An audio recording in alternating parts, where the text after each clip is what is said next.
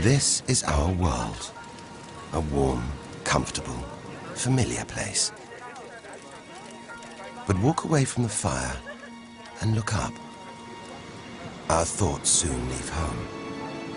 Are we just insignificant specks? Is the universe welcoming or hostile? We could stand here forever, wondering. Or we could turn our back on this beach, leave home, to see the universe, from here to its edge, to discover its wonders, confront its horrors. Beautiful new worlds, malevolent dark forces.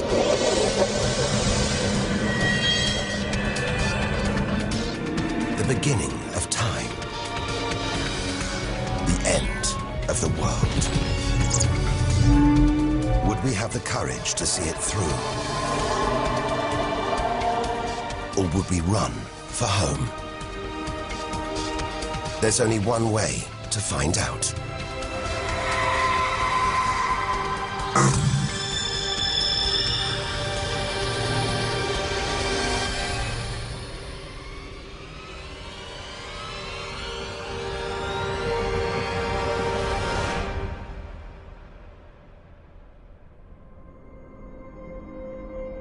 The edge of space. Only 100 kilometers up, just an hour's drive from home. Down there, life continues.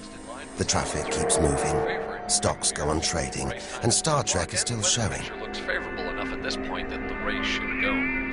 The Blue Jays will be without starter Jim Clancy for a couple of weeks. This morning, Order!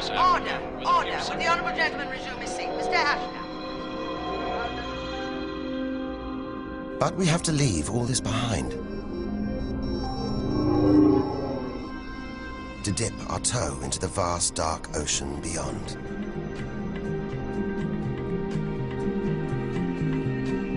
Into the shallows.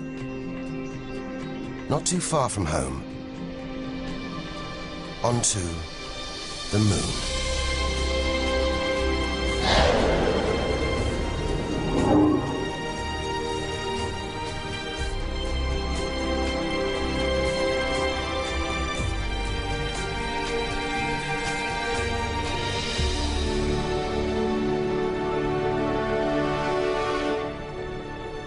Dozens of astronauts have come this way before us. 12 of them have walked on the moon itself. Just over 400,000 kilometers from home, 3 days in a spacecraft. So close, it's as if we've barely left home. Familiar, safe, within sight of Earth.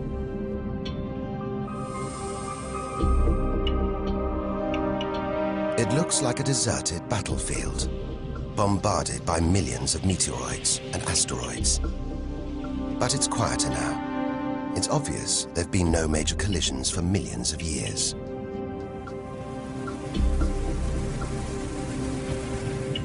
This brings back memories. The Apollo 11 lunar module. Neil Armstrong's first footprints. Looks like they were made yesterday. There's no air to change them. They should survive for millions of years. Maybe longer than us.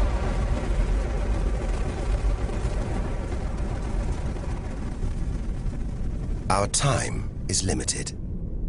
We need to take our own giant leap. Further than any human has ever traveled.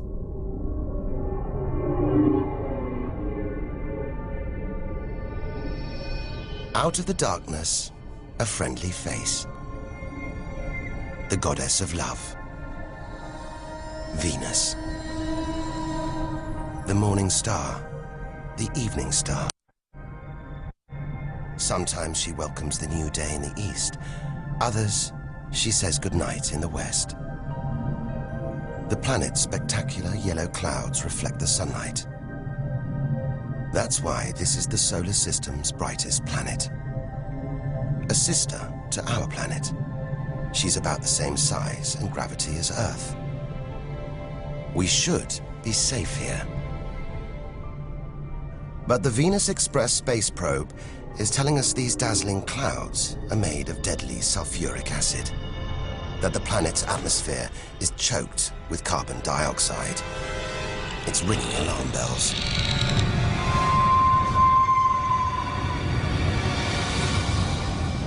Venus is one angry goddess. The air is noxious, the pressure unbearable, and it's hot, approaching 500 degrees Celsius. Stay too long, and we'd be corroded, suffocated, crushed, and baked.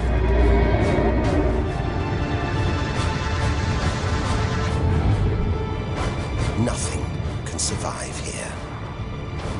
Like this. It's a Soviet Venera robotic probe. Its heavy armor's being wrecked by the extreme atmosphere.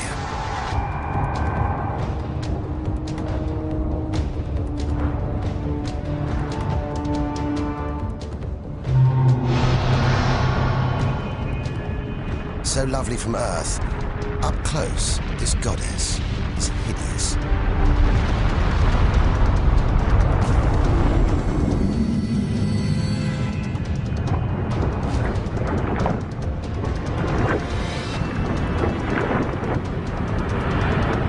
She's the sister from hell, pockmarked by thousands of volcanoes. All that carbon dioxide in its atmosphere is trapping the sun's heat. This is global warming gone wild. Before it took hold, maybe Venus was calm, more like her sister planet Earth. If that's true, this could be our planet's future.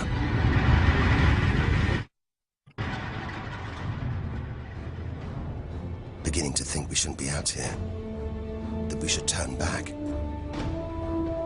But there's something hypnotic about the sun. Like Medusa, too terrible to look at, too powerful to resist, luring us onwards. On, like a moth to a flame. Dwarfed by, scorched by the sun, it's Mercury. Get too close to the sun, this is what happens. Temperatures swing wildly here. At night, it's minus 170 degrees. Come midday, it's 400 plus. Burnt, frozen, and look at those scars. A sign that Mercury had a violent past. The Messenger space probe is telling us something strange. For its size, this little planet has a powerful gravitational pull. It must be heavier than it looks. It's like a huge ball of iron, covered with a thin veneer of rock, the core of what was once a much larger planet.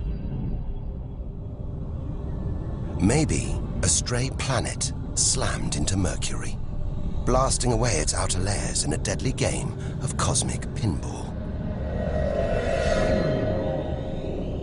Whole planets on the loose, destroying anything in their path, even entire planets. And we're in the middle of it. Vulnerable, exposed, small. Everything is telling us to turn back. But who could defy this? The sun, in all its mesmerizing splendor. Our light, our lives. Everything we do is controlled by the sun, depends on it. And more than that, it's the Greek god Helios driving his chariot across the sky. The Egyptian god Ra, reborn every day. The summer solstice sun rising at Stonehenge. For millions of years, this was as close as it got to staring into the face of God. 150 million kilometers from home, a 20-year journey by plane.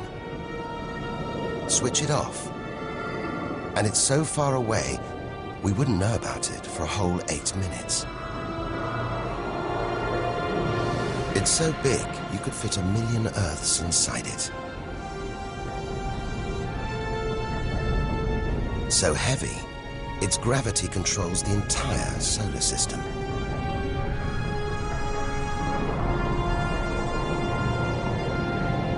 But who needs numbers? We've got the real thing. We see it every day, a familiar face in our sky. Up close, it's unrecognizable. A turbulent sea of incandescent gas. The thermometer rises to over 5,000 degrees. Down in the core, it's got to be tens of millions of degrees.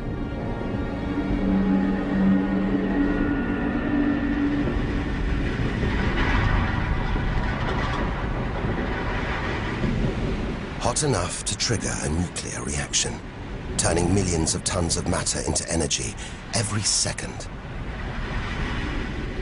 More than all the energy ever made by mankind. Back home, we see this energy as light, feel it as heat. But up close, there's nothing comforting about the sun. It's so full of electrical and magnetic activity, it's bursting out in these huge incandescent gas loops called prominences.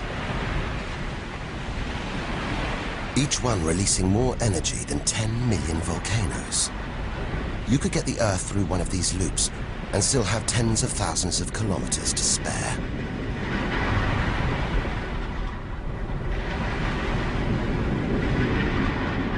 And where they burst through, it's exposing the cooler layers below, making sunspots. They're a fraction cooler than their surroundings. It's why they look black, but they're still hotter than anything on Earth. And they're massive, too.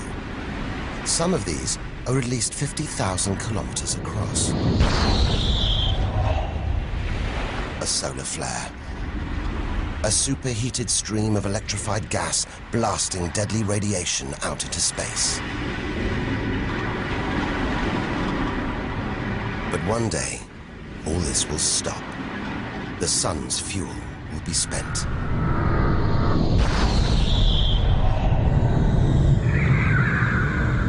When it dies, that'll be it for the Earth as well. This God creates life and destroys it, demands we keep our distance.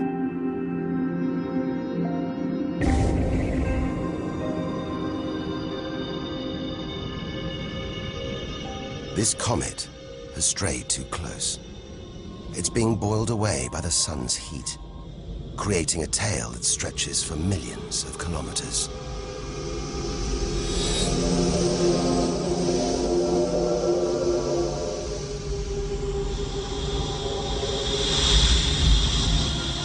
It's freezing in here. There's no doubt where this comet's come from. The icy wastes of deep space. But look at all this steam, the geysers and dust. It's the sun again, melting the comet's frozen heart. A kind of vast, dirty snowball, covered in grimy tar. Tiny grains of what looks like organic material, preserved on ice since, well, who knows when. Maybe even the beginning of the solar system. Say a comet like this crashed into the young Earth billions of years ago. Maybe it delivered organic material and water, the raw ingredients of life. It may have even sown the seeds of life on Earth that evolved into you and me.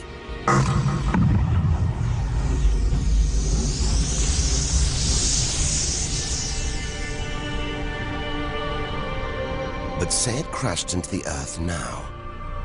Think of the dinosaurs, wiped out by a comet or asteroid strike. It's only a question of time.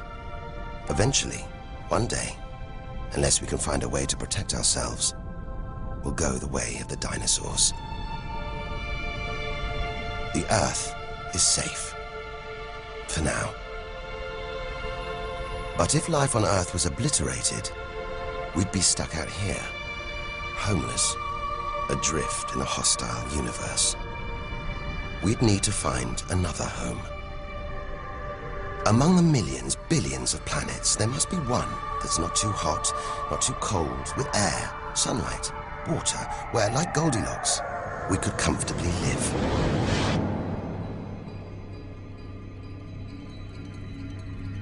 The Red Planet.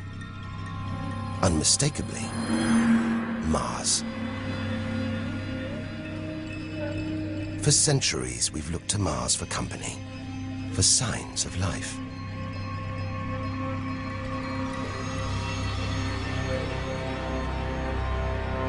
Somewhere down there could be extraterrestrial life. But are we ready to find it?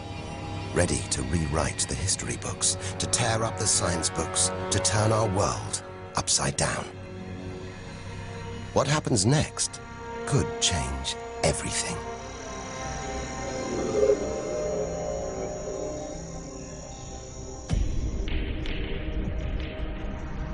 More than any other planet, Mars captures our imagination. Think of sci-fi films, comics. What follows? Martians. It's all just fiction, right? But what if there really is something here? If there is, it's living on a dead planet. The processes that make Earth habitable shut down hundreds of millions of years ago here. Red and dead. Mars is a giant fossil.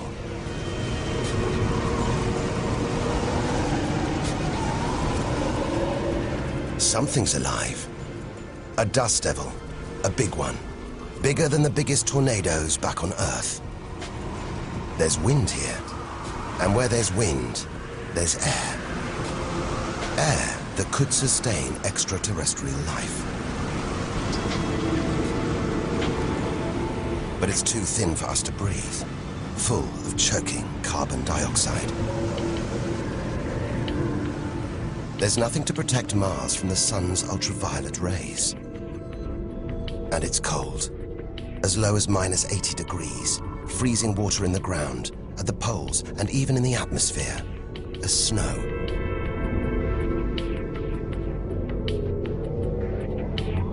It's hard to believe anything could live here. But on Earth, there are creatures that survive in extreme cold, heat, and even in the deepest ocean trenches. It's as though life is a virus. It adapts, spreads. Maybe we're carrying the virus of life across the universe right now. Even in the most extreme conditions, life usually finds a way. But on a dead planet, with no geological activity to replenish the minerals and nutrients in its soil, no heat to melt its frozen water, and all this dust, it's hard to see where we're going.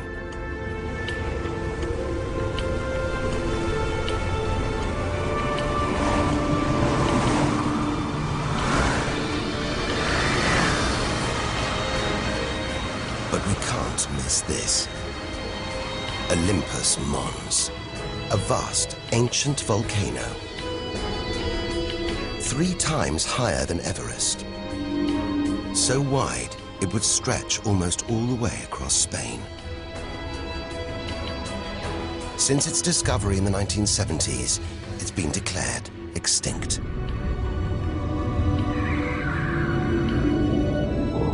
It looks like there's something happening on its slopes. It's as though lava has been flowing. But any lava flows should be long dead, obliterated by meteorite impacts. Unless this monster isn't dead after all. If it's not, there could be molten magma beneath the crust right now. This changes everything. Volcanic activity could be melting frozen water in the soil, recycling minerals and nutrients, creating conditions for life to exist.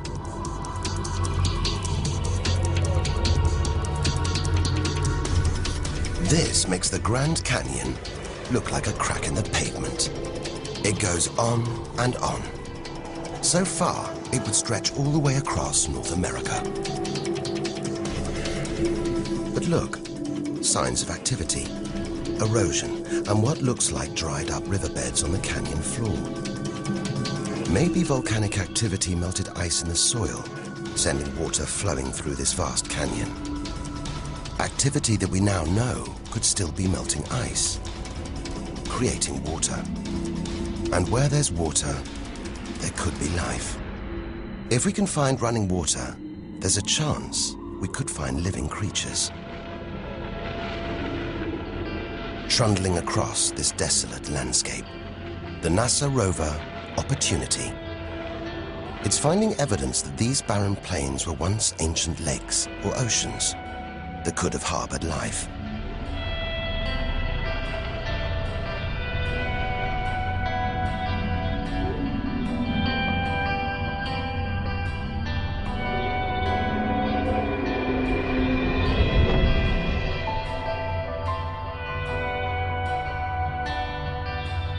Look at these gullies. When probes orbiting Mars pass over them, they keep spotting new ones. More proof that Mars is alive and kicking.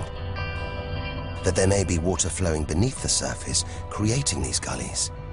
Water which could be sustaining Martian life.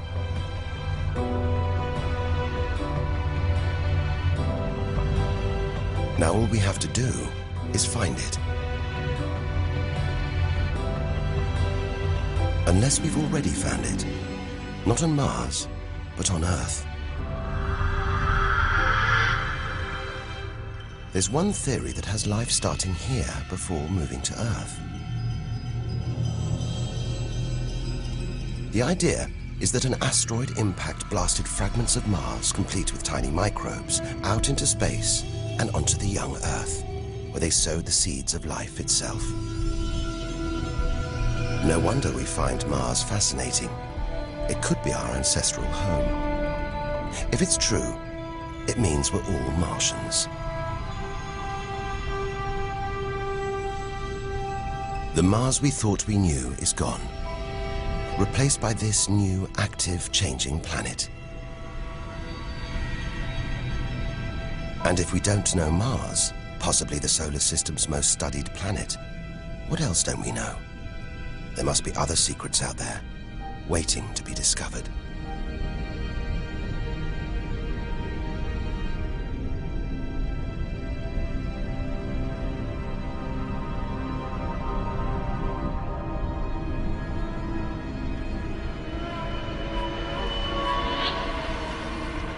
This is getting scary. It's like being inside a giant computer game.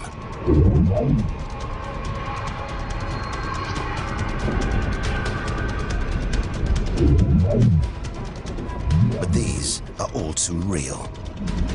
Asteroids, some of them hundreds of kilometers wide.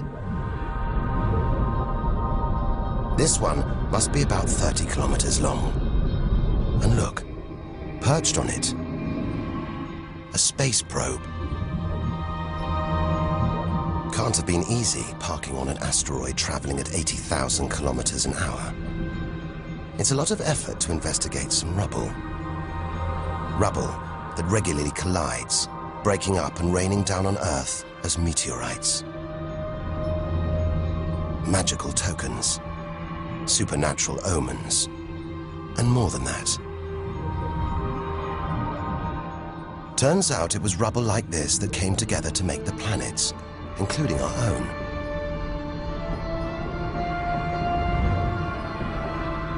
So by dating the meteorites we find on Earth, we know the planets were born 4.5 billion years ago. These are the birth certificates of our solar system, of our planet. But for some reason, these rocks didn't form into a planet. Something must have stopped them. Something powerful. At least 1,000 times bigger than Earth. So vast, you could fit all the other planets inside it. Something this big is going to have a major effect on its neighbors. Its gravity is stopping the asteroids from forming a planet. And just look at it. It's stunning. But up close, maybe things aren't quite what they seem. This huge planet is almost all gas. Land here, and we'd sink through its layers, maybe never hitting a solid surface. And Jupiter's good looks, the product of extreme violence. It's spinning at a huge rate, whipping up winds to hundreds of kilometers an hour, contorting the clouds into stripes, eddies, whirlpools. And this, the legendary Great Red Spot. The biggest, most violent storm in the solar system. At least 3 times the size of Earth. It's been raging for over 300 years. All those churning clouds have sparked an electrical storm. Just one bolt is 10,000 times more intense than any at home.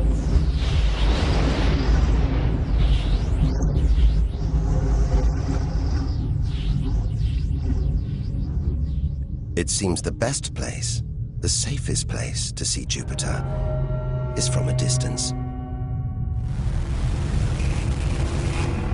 That's just beautiful, dancing round the poles like the aurora back home.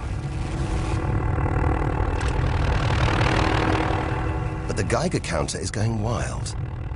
It seems even these are deadly, generated by lethal radiation pulled from space by Jupiter's powerful magnetic field. We're beginning to realize out here, nothing is what it seems.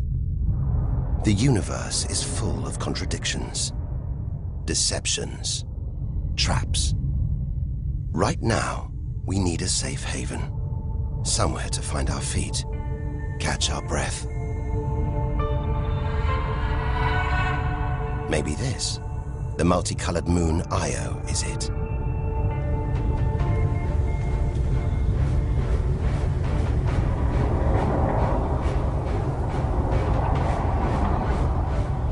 Those pretty colors, a molten rock, sulfur, volcanoes, spewing burning hot ash and sulfur hundreds of kilometers into the air. This is no safe haven. This is the most volatile place we've seen since the sun. Our magical journey to the edge of the universe is turning into a desperate flight. We've got to keep believing, hoping that amidst the dangers, there are wonders waiting to be discovered.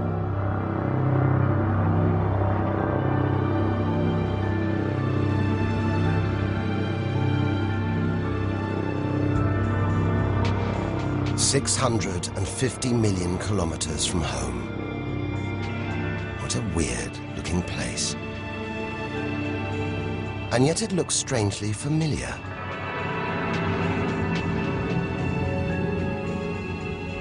A bit like the Arctic with all that ice, all those ridges and cracks.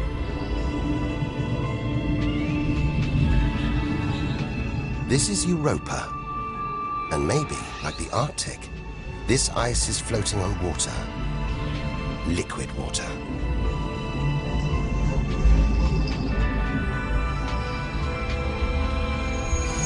It's an intriguing thought. But we're 800 million kilometers from the sun. Surely Europa is frozen solid.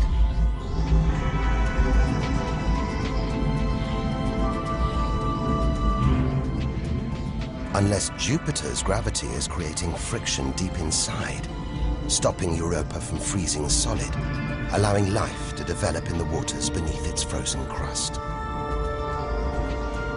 We might be meters away from aliens. from a whole ecosystem of microbes, crustaceans, maybe even squid. The only thing between us and the possibility of alien life, this layer of ice. But until we send a spacecraft to drill through the ice, Europa will remain one of the solar system's greatest mysteries.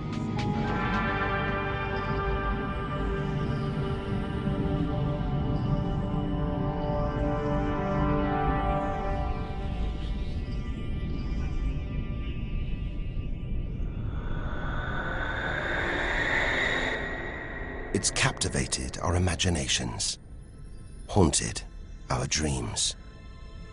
And here it is, spinning before our eyes. Saturn, the jewel in the solar system's crown. Seeing it makes everything we've experienced worthwhile. There's something magical about Saturn. A giant ball of gas, so light it would float on water. Its spectacular rings would stretch almost from Earth to the Moon, but they're just a few hundred meters deep. That's the Cassini orbiter. It's picking up ghostly radio emissions, probably generated by auroras around Saturn's poles.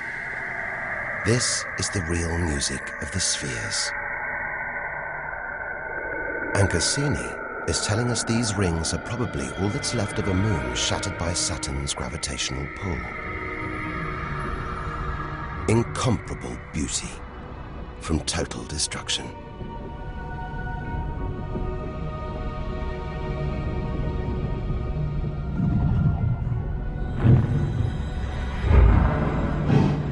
Billions of shards of ice, some as small as ice cubes, others the size of houses.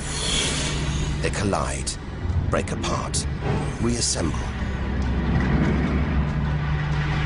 It's like a snapshot of our early solar system, as dust and gas orbited the newly born sun, and gravity worked its magic, pulling the lumps together until from debris like this, our home emerged.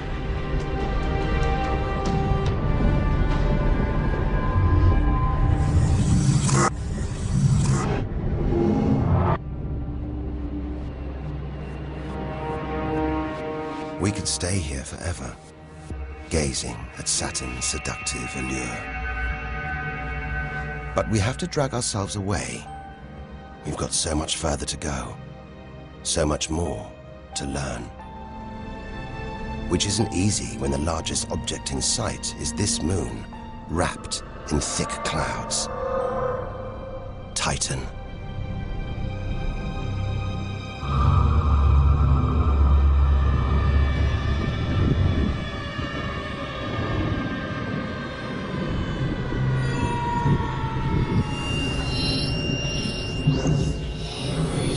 It seems like there's an atmosphere down here.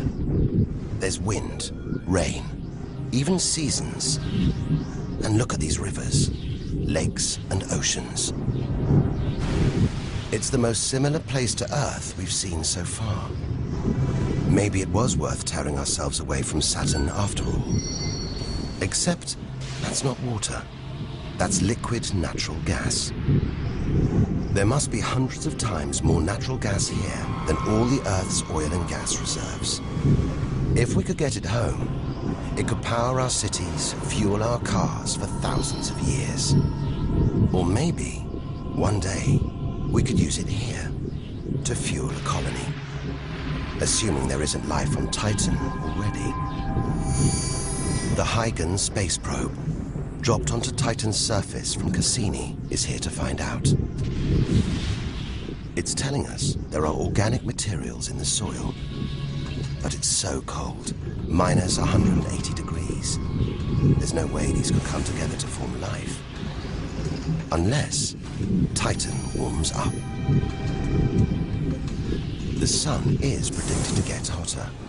When it does, maybe life will spring up here, just like it did on Earth billions of years ago.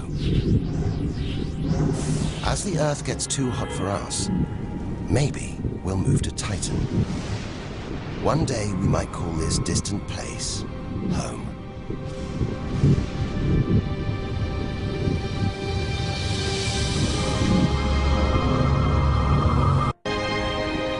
Home. We're at least 1 billion kilometers away now. Beyond this point, we lose visual contact with the Earth. We're standing on a cliff, looking out into the solar system's mysterious outer reaches. If we want to understand the universe, to reach its edge, we have to jump.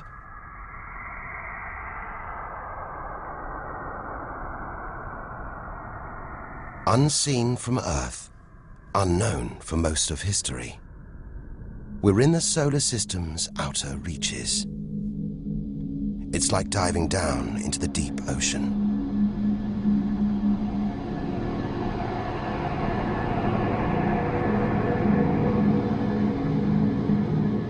Those rings. It looks like Uranus has been tilted off its axis, toppled over by a stray planet.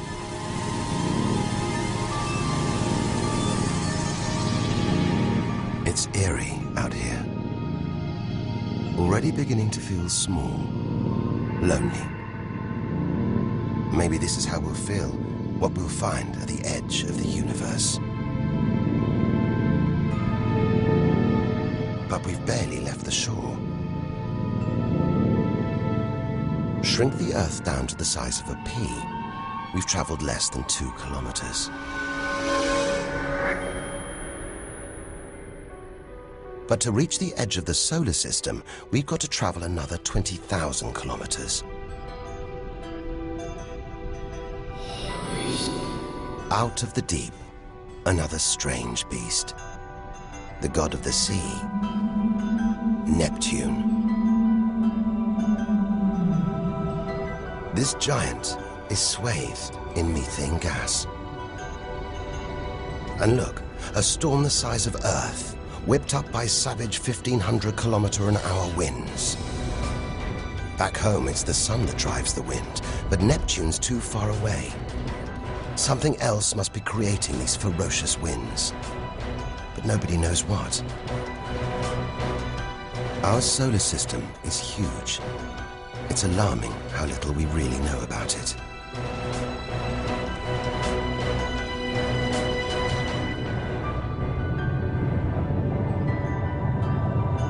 Plunging deeper, something to cling to. After all those balls of gas, a solid moon. Triton. Solid, but not stable. Just look at these geysers, cosmic chimneys pumping out strange soot. And this moon is going round Neptune in the opposite direction to the planet's spin. A cosmic battle of wills that this angry moon is always going to lose. Neptune's massive gravity is pulling on Triton, slowing it down, reeling it in.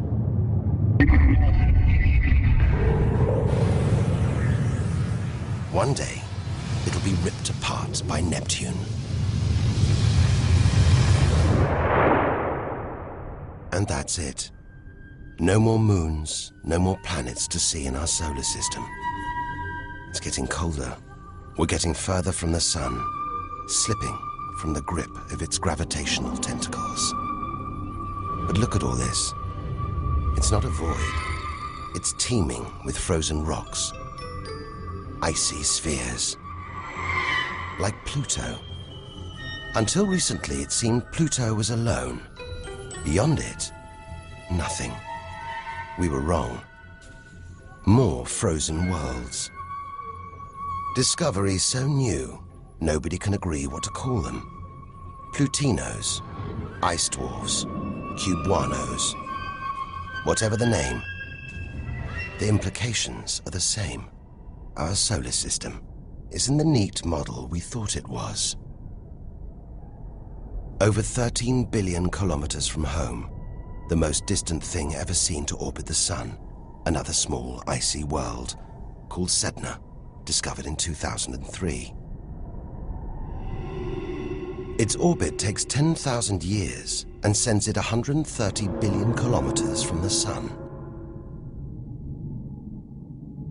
Hang on. There's something else out here. 16 billion kilometers from home, the space probe Voyager 1. If it wasn't for this bundle of aluminium and antennae, we'd have no images of the giant planets, no clue about their strange moons. It's traveling 20 times faster than a bullet, sending messages home.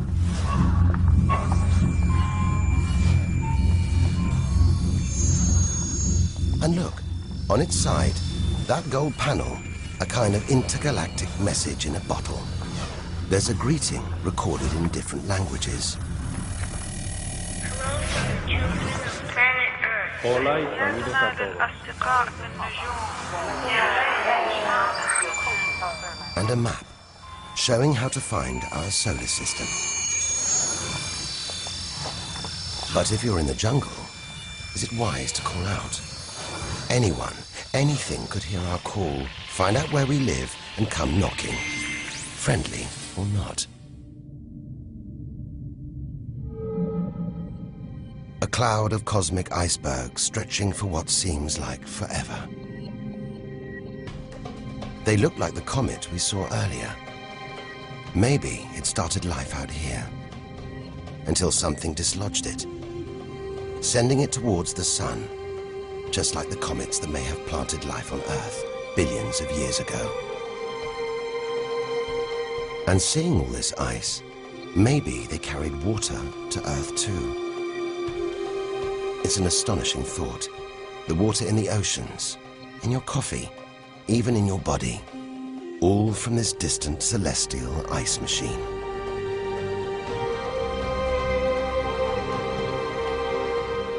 We're 8 million, that's 8 trillion kilometers from home. But in reality, this is only a baby step. Ahead, trillions of kilometers, billions of stars. This is it. Time to stop looking in and start looking out. To step out into the big, wide universe. Into interstellar space.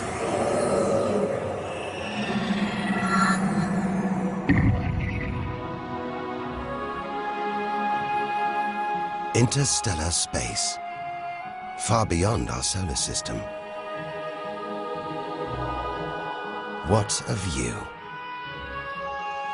Billions of stars like our own sun, many with planets, many of those with moons.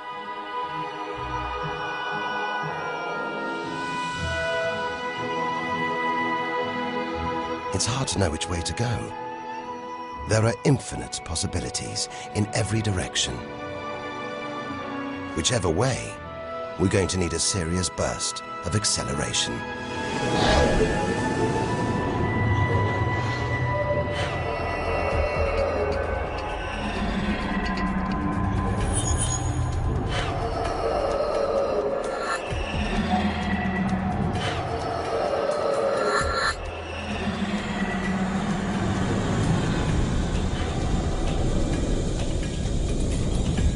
$40 trillion kilometers from home. 150,000-year ride in a space shuttle. And we've only just reached the first solar system after our own. Alpha Centauri. Not one, but 3 stars. They're spinning around each other, locked in a celestial standoff. Each star's gravity attracting the other, their insane orbital speed keeping them apart.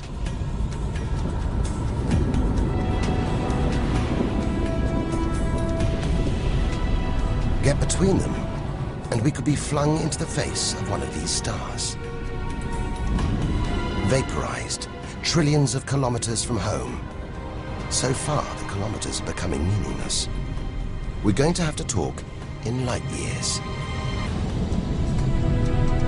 A beam of light takes 1 year to travel 10 trillion kilometers. So 40 trillion kilometers is 4 light years from home. It's crazy. Distances so vast, they're almost beyond comprehension.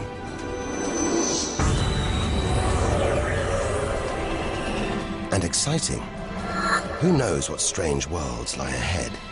What we'll discover when, if we reach the edge of the universe.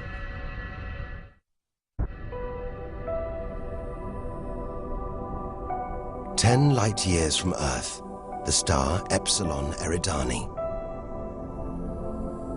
What spectacular rings of dust and ice, and somewhere in there, planets forming out of the debris, being born before our eyes.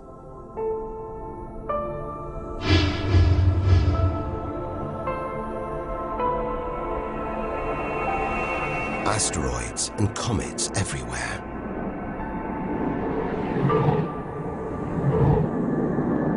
We could almost be looking at our own solar system, billions of years ago, with comets delivering organic molecules, water to these young planets, kick-starting life, just as they may have done on Earth.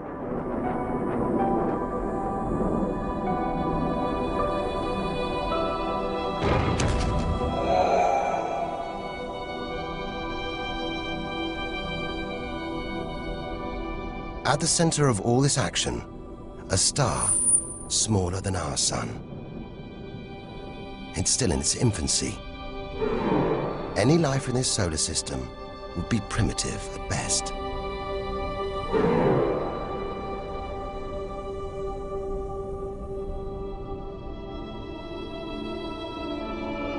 There must be more mature, developed solar systems out here, but finding them is like looking for a needle in a cosmic haystack.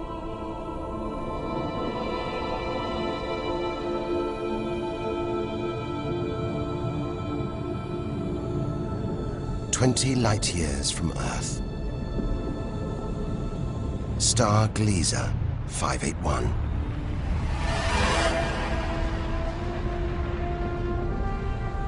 It's about the same age as our sun.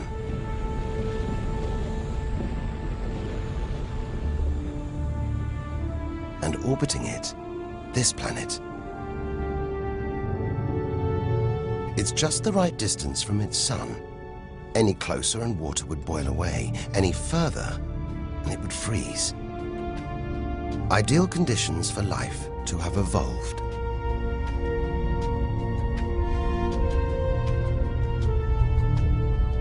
And if comets have struck, delivering water and organic materials, then life, complex beings like us, even civilizations like our own, could be down there, right now. And if there are, even at this distance, they could be tuning into our TV signals, watching shows from 20 years ago. And here's your host, Joe Cochran. But until future generations can find a way of communicating over these vast distances, all we can do is speculate. Us and them, living parallel lives, unaware of each other's existence. Unless life has been and gone.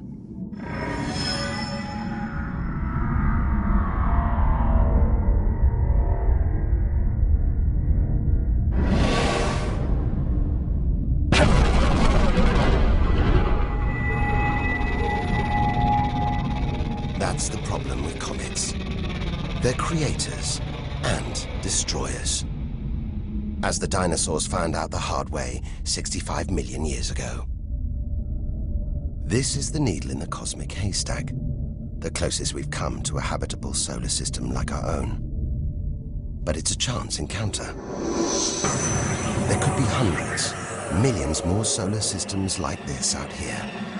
Or none at all.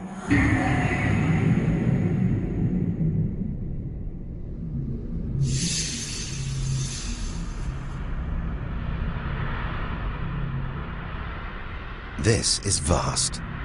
And look, it's the planet Bellerophon.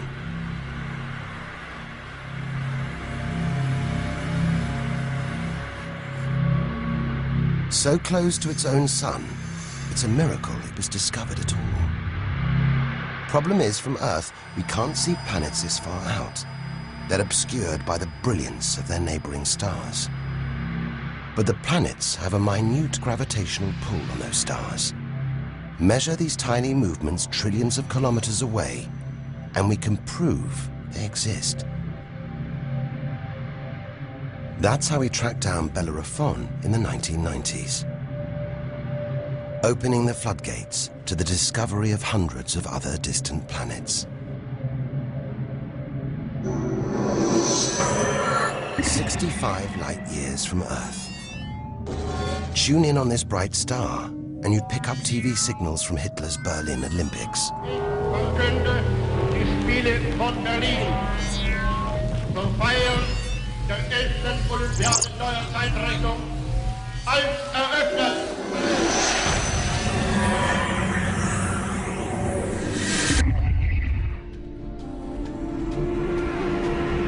Twin stars. It's Algol, the demon star, feared since ancient times on account of its sinister behavior. From Earth, it appears to blink as one star passes in front of the other. Up close, it's even stranger. One star has expanded into the gravitational pull of the other. It's being sucked towards it. Almost 100 light years from home. Listen. One of the first ever radio broadcasts. Just a faint whisper. We'd appreciate it if anyone hearing this broadcast would communicate with us. We are very anxious to know how far the broadcast is reaching. And then silence. From here on out, it's as if Earth never existed. Any aliens living beyond here will have no idea we're there. It feels like a lifetime ago we stood on that beach, looking up at the sky, wondering where and how we fitted in. It's time to appreciate the wonders we're seeing, not just for what they tell us about our own world. It's what they can tell us about the whole universe, its past and its future.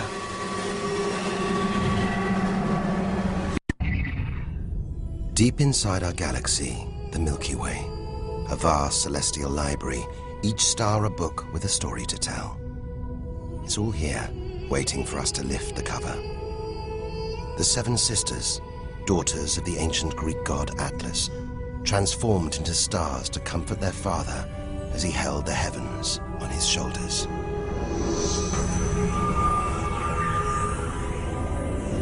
And this giant, Betelgeuse. The brightest, biggest star we've seen so far. It's got to be at least 600 times wider than our own sun.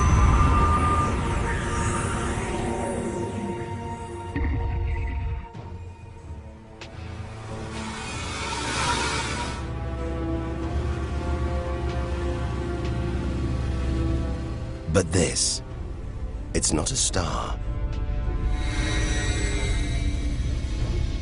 Not a planet. Not like anything we've ever seen.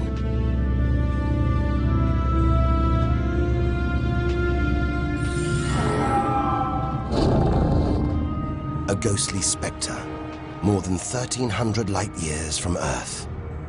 Orion's dark cloud. Dust and gas, so dense it's shrouding us, shutting us off from the universe outside. There, deep inside, a ball of light, pulling the dust and gas towards it, heating up, merging into a ball of burning, hot gas. Like a star, like our sun, in miniature. It's millions of degrees inside it. So hot, it's beginning to trigger nuclear reactions, the kind that keep our sun shining. Making energy, radiation, light. A star is being born.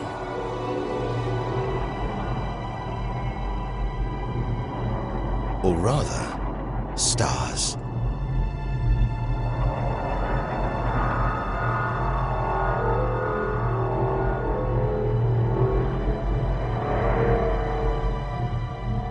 Orion's dark cloud is a vast star factory.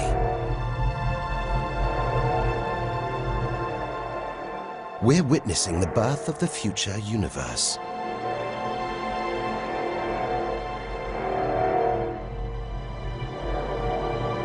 We've come to expect hostile horrors, but we're discovering one of the universe's greatest creative wonders: star birth.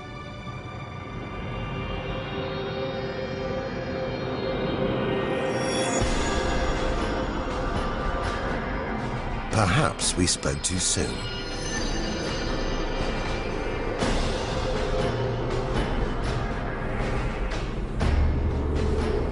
Jets of gas, exploding outwards at 200,000 kilometers an hour, blasting dust and gas out for millions of kilometers.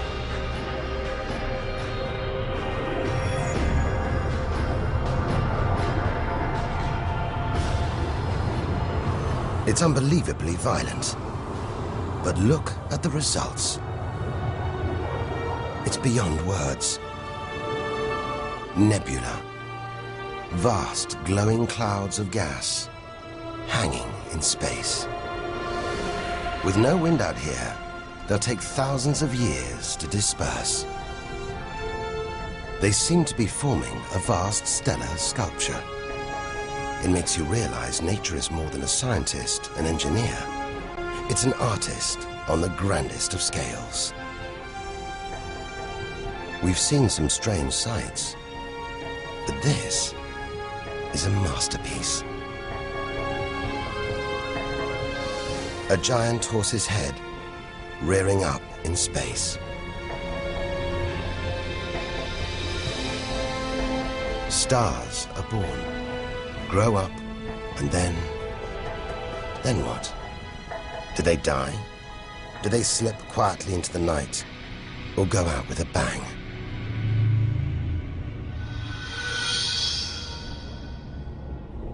Somewhere between here and the edge of the universe lies the answer. Nearly 4,000 light-years further, luminous clouds suspended in space, encircling what was once a star like our own sun. All that's left of it are these brightly colored gases. Elements formed by nuclear fusion deep inside the star, released into space on its death. Green and violet, hydrogen and helium, the raw materials of the universe. Red and blue, nitrogen and oxygen, the building blocks of life on Earth. For us to live, stars like this had to die. The oxygen in our lungs, the nitrogen in our DNA, it was all produced by nuclear fusion in stars that died long before the Earth was even born. We are made of stellar nuclear waste. Our family tree begins here.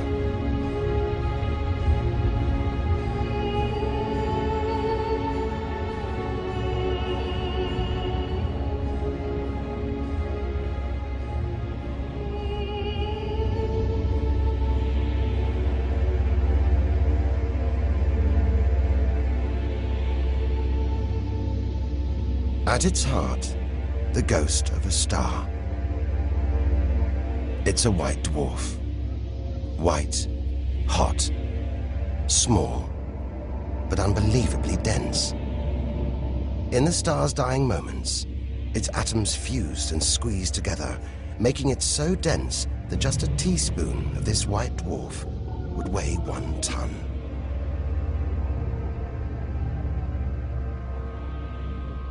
It's a chilling premonition of our sun's fate. 6 billion years from now, it'll become a white dwarf. Its death will herald the end of life on Earth. It makes you wonder how many other worlds have been and gone. Stories left untold. Celestial books lost forever.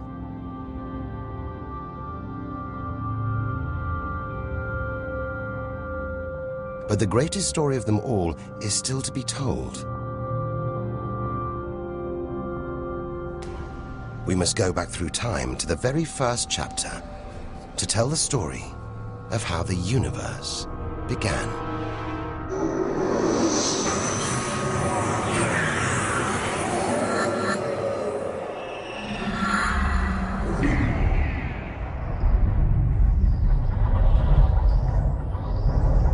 The scattered remains of a dead star.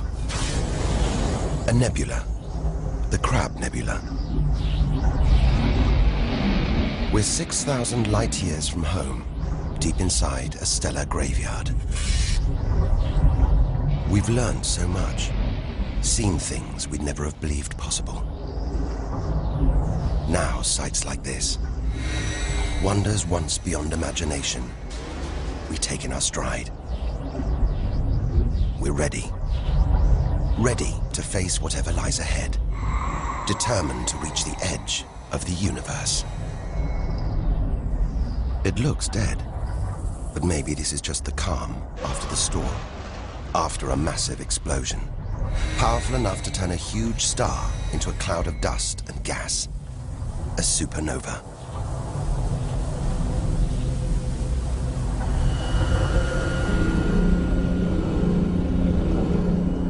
The eye of the storm, a spinning, pulsating star, a pulsar.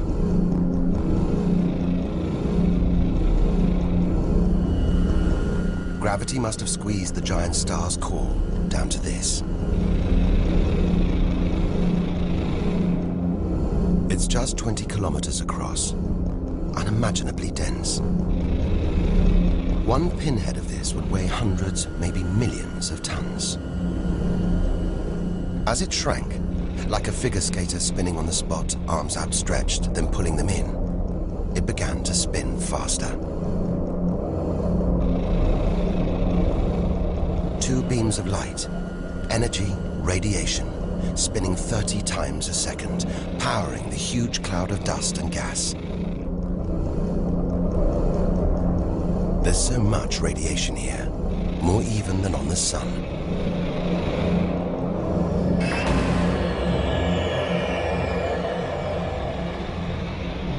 That was easily the deadliest thing we've encountered so far.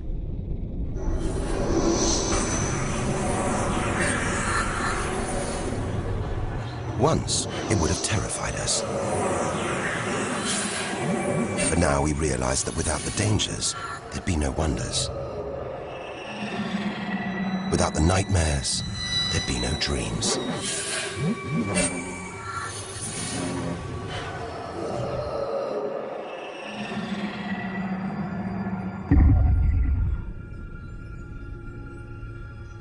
Getting a strange sensation. A feeling, as though there's something bad out here. A malevolent presence. The one thing we didn't want to encounter. Impossibly black, blotting out the stars behind it. We are staring into the face of extinction. The remains of a giant star. A black hole. Instead of contracting to a white dwarf or a pulsar, it just kept on going. Shrinking until it got so small, it's just a few kilometers across. Far denser than a pulsar and impossible to resist.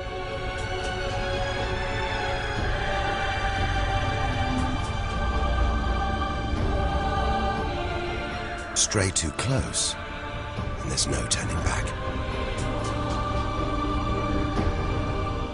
Now we know why it's a black hole. Its gravity is so intense, not even light can escape. This asteroid, it's a lump of solid rock, but it's actually stretching, being dragged towards the gaping hole. Inside, there's no matter as we know it. No time, no space. All the rules of physics collapse.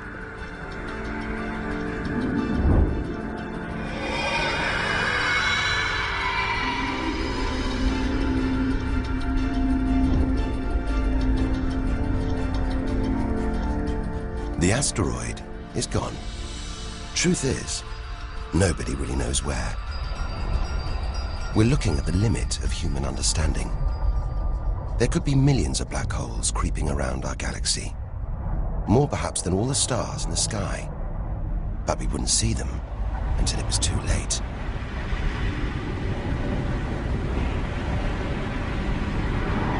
Like this star, spiraling, disappearing down an invisible plug hole.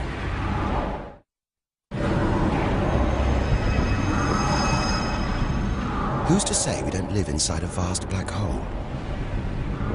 That the whole universe isn't inside one right now, inside another universe. Think about it for too long, and your mind reels. Sometimes it feels like the more we see, the less we know. But we do know our galaxy is more complex and more dangerous than we ever imagined. And we're still in our own galaxy, the Milky Way. The vastness of the universe beyond still lies ahead. The wonders, the dangers, the secrets, they're out there. But first, we've got to find a way out of the Milky Way.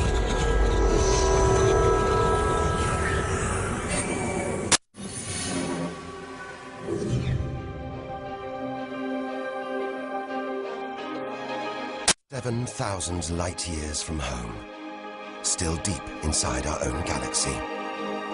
It's as though we're in a forest thick with trees, each so beautiful, so fascinating. It's impossible to look beyond, to see the bigger picture. We have to find a way through, reach the clearing at the galaxy's edge. Only then can we begin to understand where it and we all began. But faced with sights like this, it's hard to leave. A colossal glowing cloud topped by these great towers of dust. The pillars of creation. Like a gateway into the far galaxy. Both pillars studded with tiny protrusions. Embryonic star systems. Each one the size of our solar system. Another monument to nature's astonishing creativity.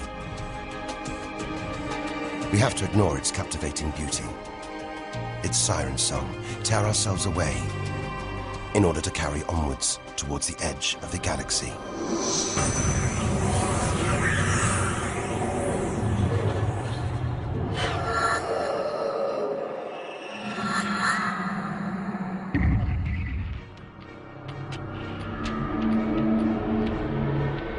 Dazzled by the Milky Way's beauty, we've been blinded to its terrors and strayed into a cosmic minefield.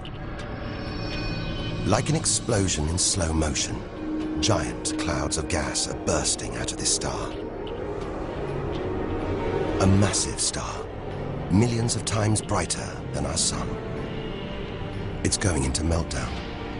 The fuel that sustains it is running out.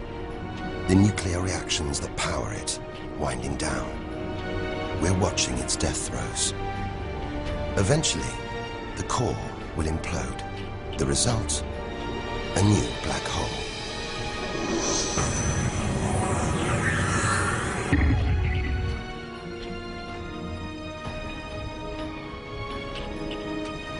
An even bigger, dangerously unstable star. But this one's about to explode. And when a star this big dies, it's 100 times more violent than a supernova. Somehow we've stumbled into the most violent star death imaginable. A hypernova.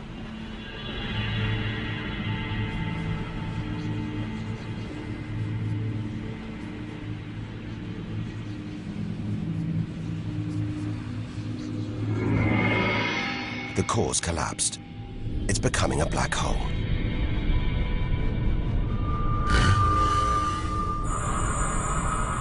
And that's the shockwave, surging through the star, ripping its outer layers into space.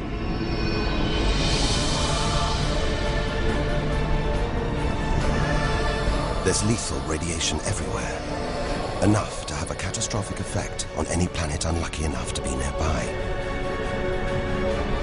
When virtually every species on Earth was wiped out 450 million years ago, the culprit may have been one of these. Deadly hypernovas, frozen comets, scorched planets, white dwarfs, red giants, Earth. Tiny drops in a vast pool of white light. Our home galaxy, the Milky Way. We wanted to know where we fit in. Here's our answer.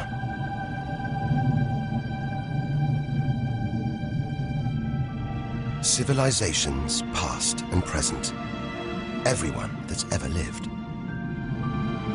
The smallest bug, the highest mountain. All of it. Invisible. Not even a tiny speck.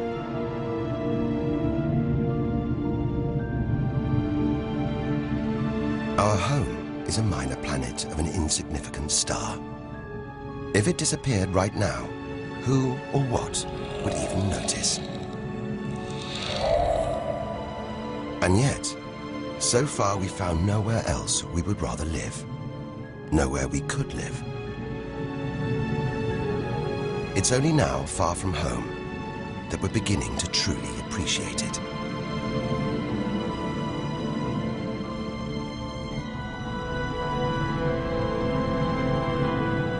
Look at all these stars.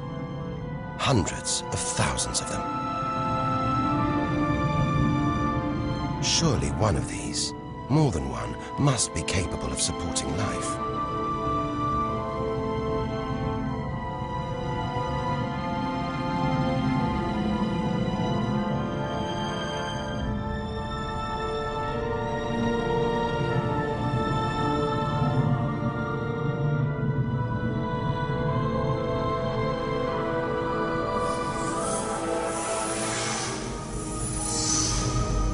Maybe here, in this swarm of stars, the Great Cluster.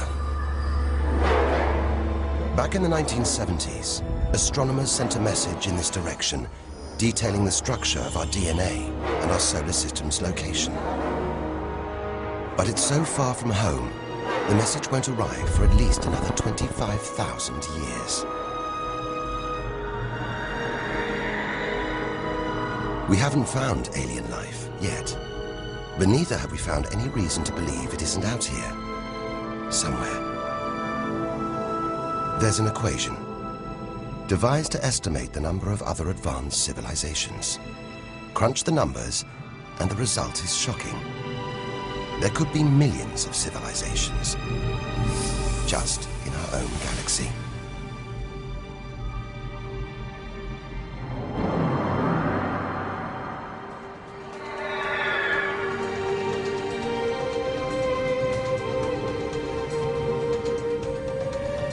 Everything we have seen so far is inside the Milky Way.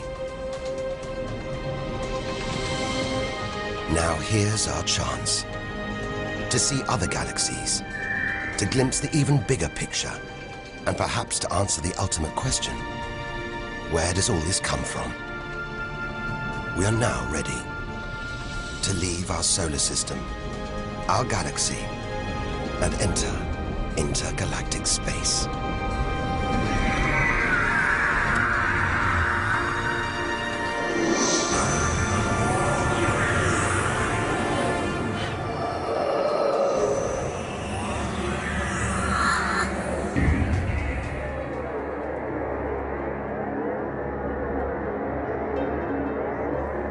Beyond the Milky Way, through the vast expanse between galaxies, against all the odds, we've made it to intergalactic space.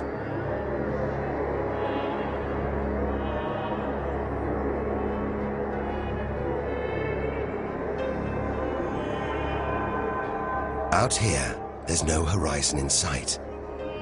Even the closest galaxies are millions of light years away. The remains of galaxies ripped apart by the Milky Way's huge gravitational pull. Scattered through, nothing.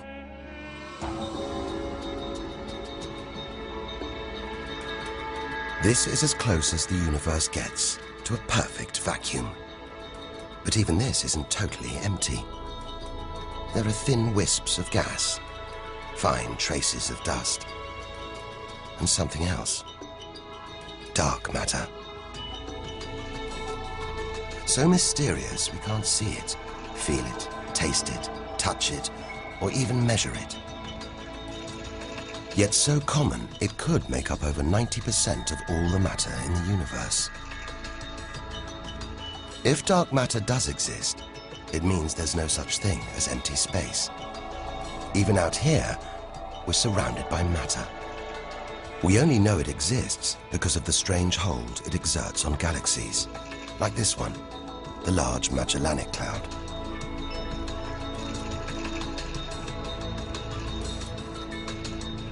More than 6 billion years into today's fastest spacecraft, 160,000 light years from the Milky Way, at the edge of its gravitational reach.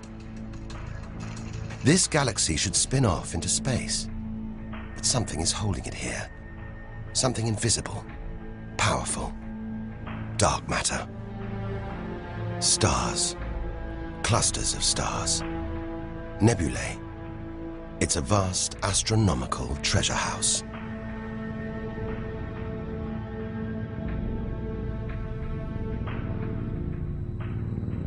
But look at this. It's like a string of gleaming pearls. It's a fireball, expanding out from what must have been a massive explosion, a supernova. So bright that when light from the explosion reached the Earth in 1987, it was visible with the naked eye.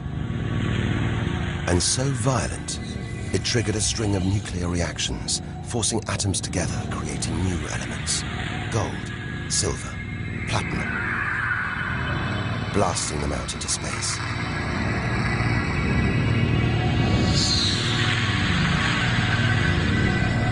The gold in the ring on your finger was forged in a massive supernova like this, trillions of kilometers away, billions of years ago. Before we left home, the universe seems separate. Something out there, up in the sky. We were wrong. The story of the universe is the story of every one of us.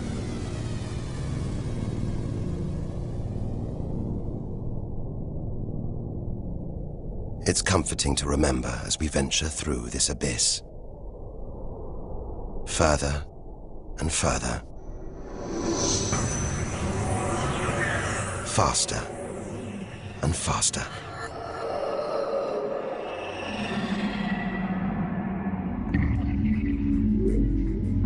The Andromeda Galaxy, 2.5 million light years away. It's moving through space at nearly 1 million kilometers an hour. Everything in space is moving apart like shrapnel from an explosion. We're seeing this galaxy as it was when our ape-like ancestors first walked across the African plains.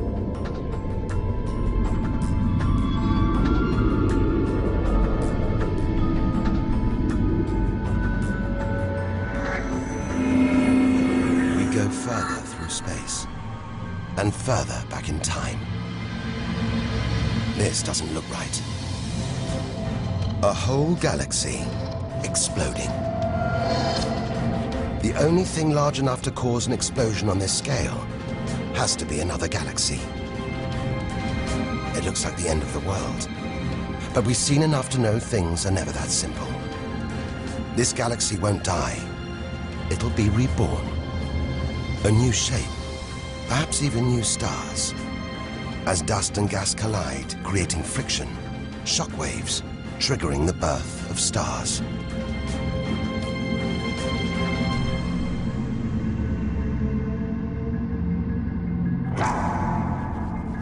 There's order in this chaos, a pattern behind the infinite variety, An endless cycle of birth and death, creation and destruction.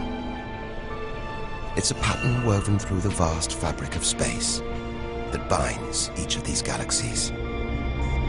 There are billions of galaxies in the universe, each with billions, even trillions of stars. Possibly more stars than there are grains of sand on all the beaches on Earth. And all of these are just the stars that exist now. What about the stars that have been and gone? All the stars being born, yet to be born. We're finally beginning to see the big picture, and it's grander than we ever imagined. This galaxy, the huge Pinwheel Galaxy, is so far from Earth that if we send a message home now, it'll take 27 million years to get there. Who knows whether our species, our planet, will still be around to receive it? Most likely not.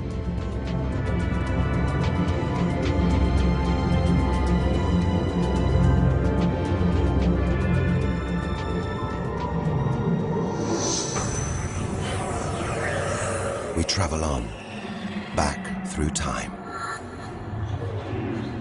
Past the point where the dinosaurs were wiped out.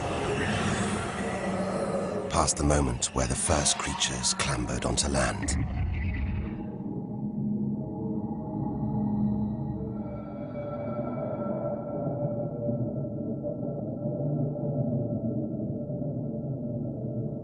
Two billion light years from home. Closing in on the edge of the universe, going back to the beginning of time. This isn't a galaxy. It's brighter than hundreds of galaxies put together. A blinding beam of energy bursting out for trillions of kilometers. Something this big, this bright, must be incredibly powerful. Experience tells us, out here, power equals danger. It looks like a quasar, the deadliest thing in the universe. If it is, then our journey could be over, just as the end is almost in sight.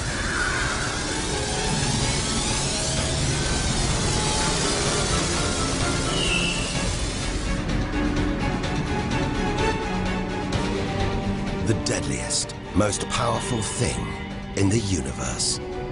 A quasar. A swirling cauldron of super hot gas, brighter than hundreds of galaxies.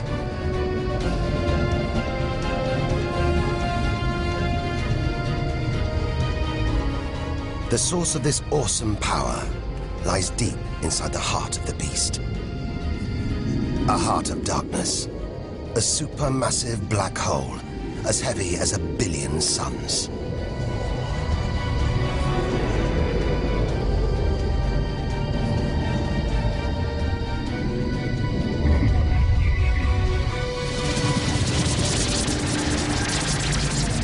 It's ripping apart whole stars, sucking their gases into the quasar, devouring them, until they're nothing, lost forever from the visible universe.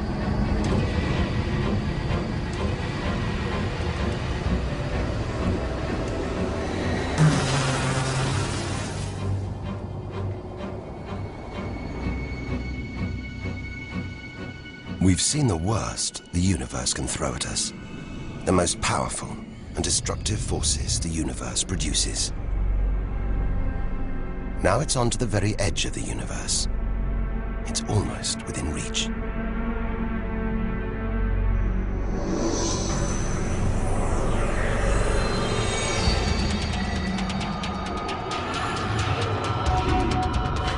We'll need to go further, go faster if we're to cross the final reaches of the known universe.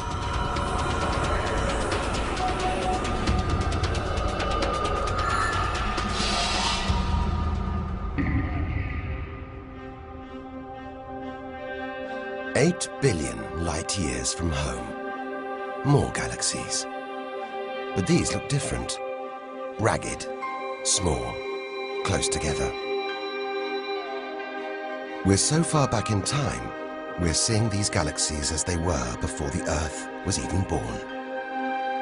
They're still young, still growing. We're getting closer to where and how it all began. 12 billion years ago.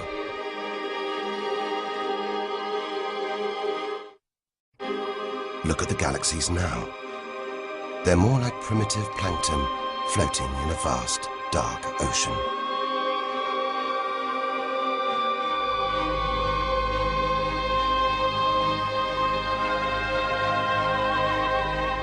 It's magical. Clouds of dust and gas, dancing, forming a shape, merging to make embryonic galaxies.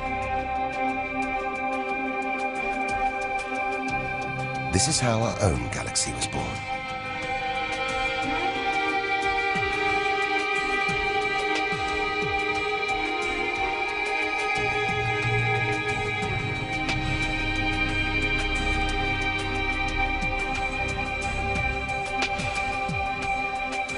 They're disappearing. We've gone back before the stars were born. Into a cosmic dark age. And before that, light. The afterglow from a massive explosion.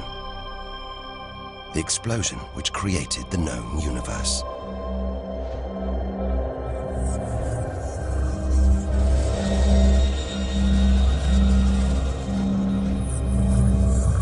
We're almost there.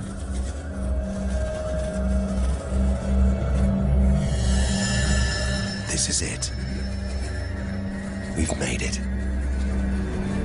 The edge of the universe. 130 billion trillion kilometers from home. 13.5 billion years ago.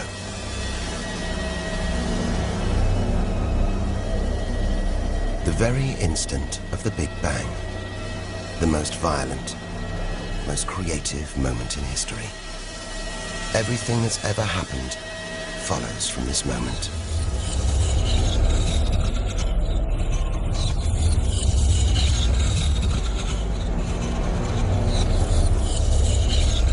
Every religion, every culture has pondered it.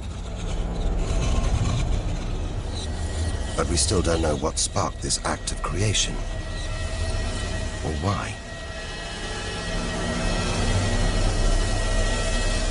This is where our journey ends, and the universe begins.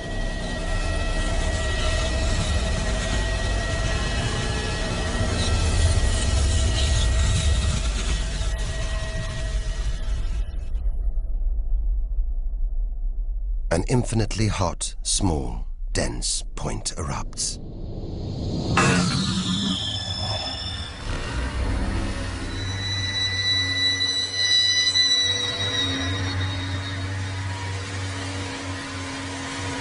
Creating space, time, matter, our universe itself.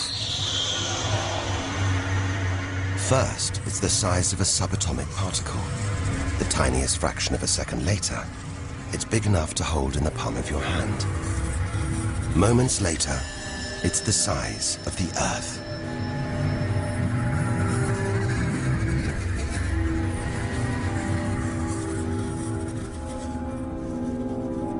Today, the light from the Big Bang is still spreading out as a hiss of radio static. Your TV aerial picks it up. You can see it as static on an untuned TV.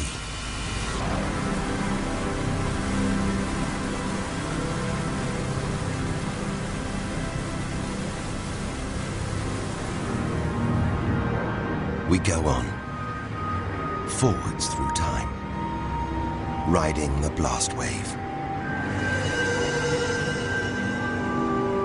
All the things we've seen on our journey are sparks flying out from the Big Bang. Galaxies, stars, planets, all just debris.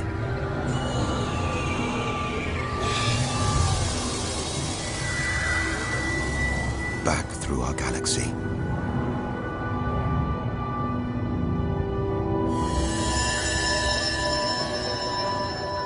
Our solar system. Until we reach another cooling cinder, swirling in the afterglow of the Big Bang. The Earth.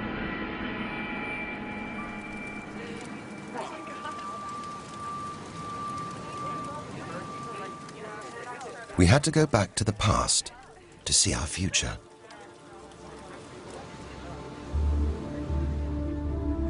"3 billion years from now, the vast Andromeda galaxy smashes into our own. A new galaxy is born. The sun and planets survive, but they've been thrown into a huge looping orbit around the new galaxy. The sun is becoming a red giant, swallowing up Mercury and Venus, scorching our planet's surface, destroying all life on Earth.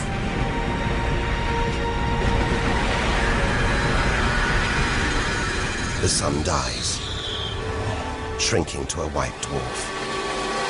Neighboring stars are dying too, being replaced by white dwarfs, pulsars, black holes. The lights are going down on the galaxy.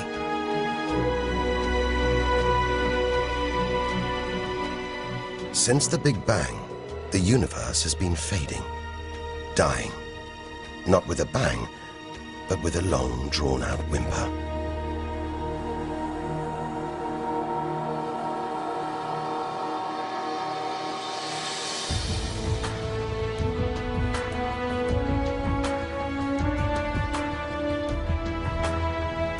But there could be a way out, an escape route from our dying universe.